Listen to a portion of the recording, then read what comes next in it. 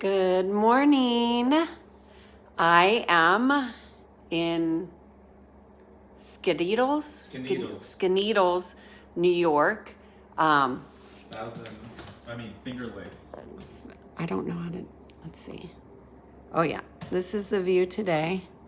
It is a little chilly.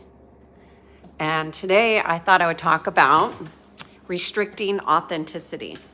And it'll be a short video, but I thought it was important because first of all, what is restricting authenticity? It's like not speaking your truth. It is holding your tongue. It is pretending something is that you like when you don't like it. Restricting authenticity, what it does to your physical body, physical, mental, emotional, spiritual, is it restricts your organic state.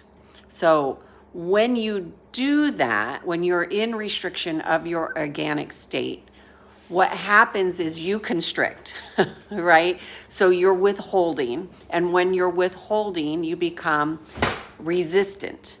So when you are in a state of resistance or constriction, you can't expand. Now, can you?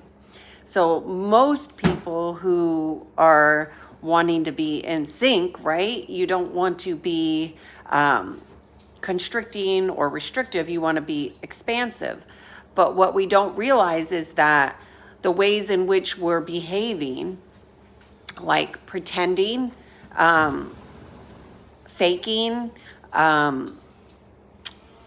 just not being your real self with other people or with yourself, even being willing to be honest with yourself, restricts your organic state. So we never want to do that.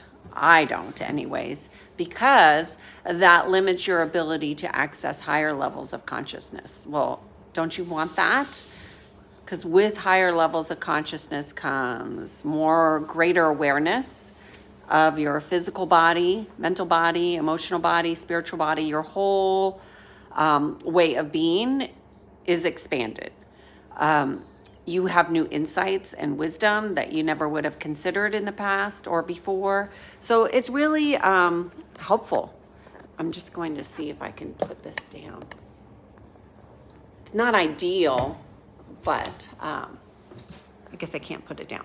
So that is what restricting your authenticity does. And so how do you begin to speak your truth and be more aligned to your authentic self when you don't like who you are? It becomes problematic. And a lot of people have a difficult time liking themselves or loving themselves. And yet that's where all the change really begins, is when you really start to accept yourself totally and completely, being just who you are. And a lot of times people don't understand that there are things going on in the background of your psyche and energetically that keep you from loving yourself and liking yourself. And there are programs that are happening both on the surface and underneath.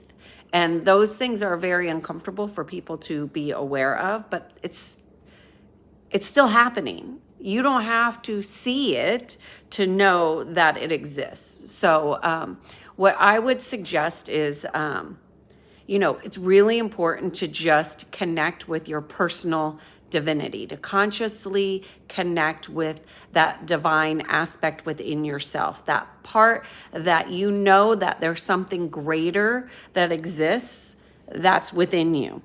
And that aspect, that one choice to connect with your own personal divinity, will allow you to begin to like yourself and to love yourself and to accept things more organically. And when I say that, that means that there'll be less resistance around that for you. The other thing that I would say is that you have to consciously choose to be a new way. And just because you say something that's incongruent doesn't mean that you have to align with that incongruence, meaning you get to change your mind again. So you can have an opinion or an experience of something and change your mind. That's okay. It's not really based on what is happening outside yourself. The other thing is speaking your truth. So when you're consciously connecting with your personal divinity, it'll be much easier for you to speak your truth. What keeps people from speaking their truth more often than not is a lack of clarity and a lack of personal acceptance of themselves and a concern about whether others will accept what they have to say or not.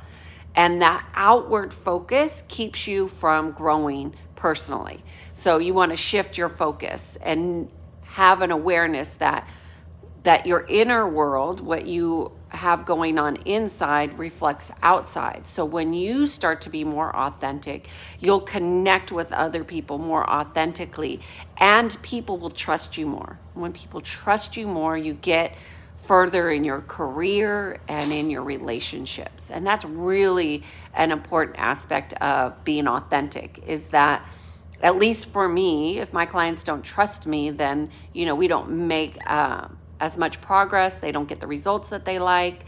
I'm not enjoying myself with them, and it changes the whole dynamic. So it's important to be really authentic in everything that you do. And I work with a lot of medical professionals, and they really struggle with how authentic they can be.